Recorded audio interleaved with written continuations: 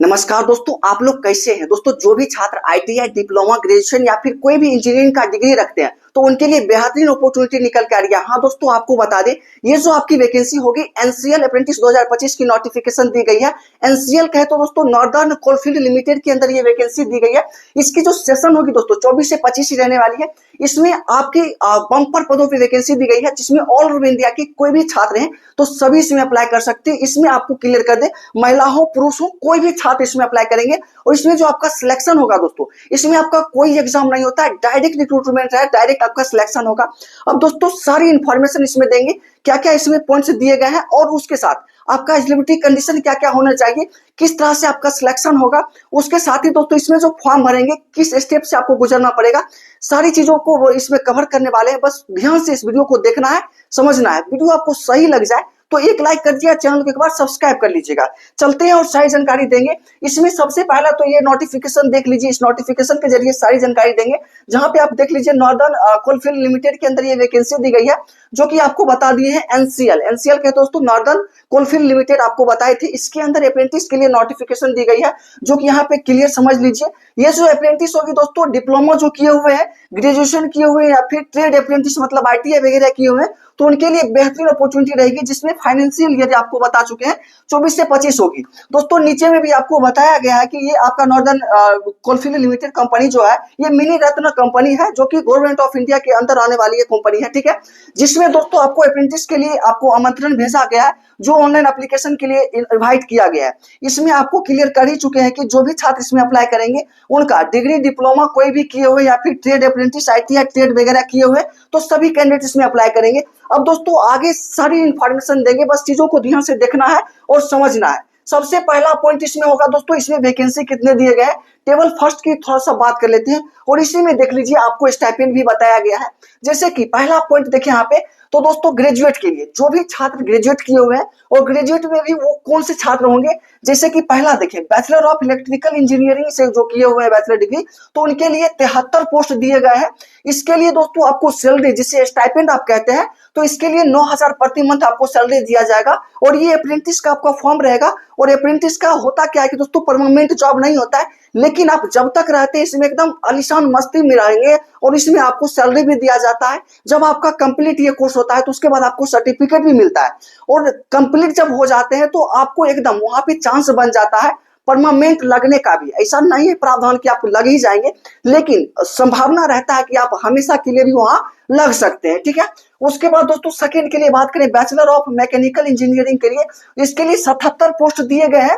और इसमें इस कैटेगरी में जैसे कि देखिए मैकेनिकल इंजीनियरिंग बोले हैं, तो मैकेनिकल इंजीनियरिंग में और भी कोई चीज आते होंगे तो वो भी छात्र इसमें अप्लाई करेंगे। उसके लिए 77 पोस्ट रहेगा। इसमें 9,000 प्रति मंथ आपको स्टाइपेंड दिए जाएंगे जब तक इसमें ट्रेनिंग किया जाएगा।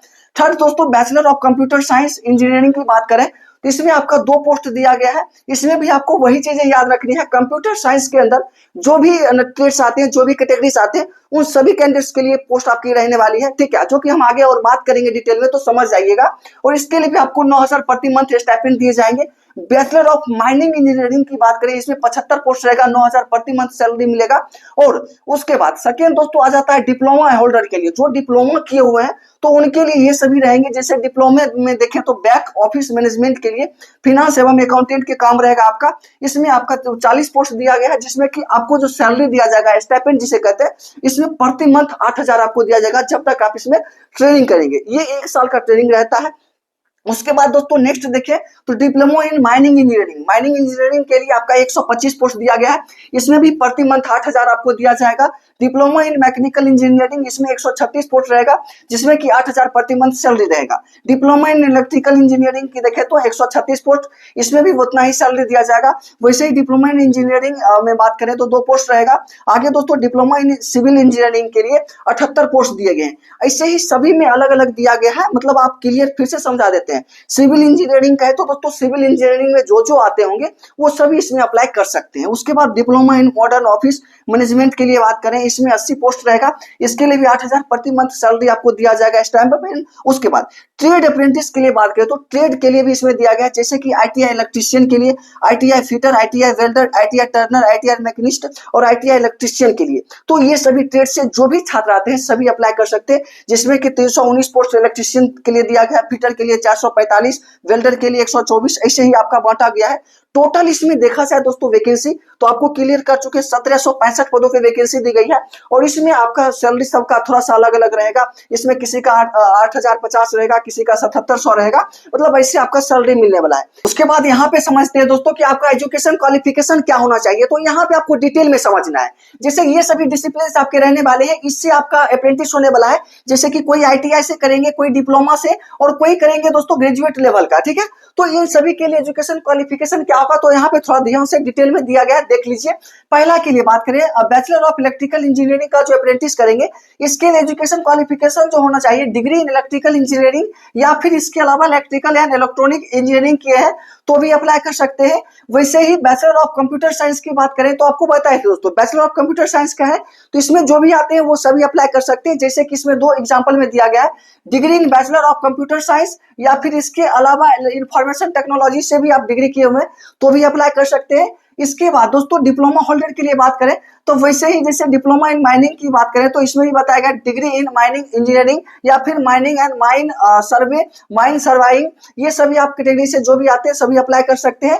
वैसे ही डिप्लोमा इन इलेक्ट्रिकल इंजीनियरिंग, तो जो भी इलेक्ट्रिकल इंजीनियरिंग किया हुआ है या फिर इलेक्ट्रिकल एंड इलेक्ट्रॉनिक इंजीनियरिंग किया है तो भी अप्लाई कर सकते हैं। मतलब यही आपकी एजुकेशन क्वालिफिकेशन रहने वाली है, मतलब जो भी ये नाम दिया गया है इसी नाम से रिलेटेड जो भी आप कोर्स किए हुए तो आप अप्लाई कर सकते हैं। वैसे ही ITI की अगर बात करें तो ITI में भी इलेक्ट्रीशियन दिया गया है, तो इसमें मिनिमम आपका मतलब मैट्रिकुलेशन पास है या फिर इसके अलावा ITI आप रखते हैं तो आप अप्लाई कर सकते हैं। फिटर के लिए भी वही रहेगा, मिनिमम मतलब आप 10th पास है, उसके बाद ITI आपके पास होना चाहिए, अप्लाई कर सकते हैं। वेल्डर के लिए भी वही 10th प्लस ITI होना चाहिए, और टर्नर के लिए भी वही रहेगा 10th प्लस ITI। उसके साथ दोस्तों मैकेनिस्ट के लिए भी वही रहेगा। तो ये एजुकेशन क्वालिफिकेशन भी समझ गए होंगे। आगे दोस्तों बात करते हैं, यहाँ पे देखिए कि एज क्राइटेरिया आपका क्या होना चाहिए। तो दोस्तों इसमें मिनिमम आपका 18 वर्ष होना चाहिए और मैक्सिमम की बात करें तो 26 वर्ष होना चाहिए। इसमें आपका जो एज कैलकुलेट किया जाएगा, कब से काउंट किया जाएगा, तो दोस्तों 1/3/2025 को 18 से 26 साल होना चाहिए, तभी इसमें अप्लाई कर सकते हैं। उसके बाद एज रिलैक्सेशन भी दिया गया है, 5 साल का SC/ST, 3 साल का OBC के लिए, और जो PWD में आएंगे तो उनके लिए 10 साल का और 13 साल का अलग अलग आपको छूट दिया गया है। लेकिन एक पॉइंट यहाँ पे इंपॉर्टेंट पॉइंट दिया गया है, ये चीजों को आपको ध्यान में रखना है, जैसे कि candidate should not have passed her his graduation, diploma और its ITI course as desire under table 3 period to June 2021। मतलब इसमें बताया गया है कि दोस्तों जो भी छात्र ITI हो, डिप्लोमा हो या ग्रेजुएशन हो, जो भी किए हुए हैं जून 2021 के बाद होना चाहिए। इससे पहले जो किए हुए हैं वो कैंडिडेट इसमें अप्लाई नहीं कर पाएंगे, ये आप समझ गए होंगे क्लियर। उसके बाद नेक्स्ट क्रूशियल डेट देख लेते हैं, तो क्रूशियल डेट में भी बताया गया है कि 1/3/2025 से आपका एज कैलकुलेट किया जाएगा, और ये नोटिफिकेशन आपका जो कब दिया गया है तो दोस्तों 11/3/2025 को रिलीज किया गया है। इसमें अप्लाई होना स्टार्ट 12/3/2025 से हो जाएगा, और इसमें आपको बताया गया है कि जून 2021 के बाद आपका जो भी चीज है इसमें एजुकेशन क्वालिफिकेशन होगा वो कंप्लीट होना चाहिए। आगे इसमें बताया लास्ट डेट की, तो दोस्तों 18/3/2025 तक ही चलने वाला है। मतलब आप क्लियर समझ लीजिए दोस्तों, एक ही मंथ में सारा प्रोसेस इसमें आपका होने वाला है। मतलब क्योंकि ये 2024 से 25 का सेशन था, लेकिन ये 25 चल रहा है, तो अगर लेट होगा तो 26 हो सकता है, इसलिए इसको फास्ट खींचा जा रहा है। एक मंथ के अंदर आप लोग अगर इसमें फॉर्म भर देते हैं, आप इसके लिए एलिजिबल होते हैं, इच्छुक है, तो आप जरूर इसमें फॉर्म भर दीजिएगा। इसी मंथ में आपका सिलेक्शन भी होने का चांस इसमें है, ठीक है।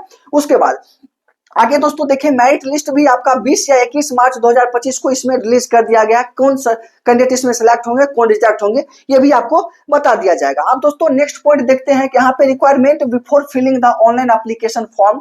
ऑनलाइन एप्लीकेशन फॉर्म भरने से पहले आपका क्या क्या आवश्यक चीजें इसमें मतलब देखा गया है, तो थोड़ा ध्यान से देख लीजिए, समझ लीजिए।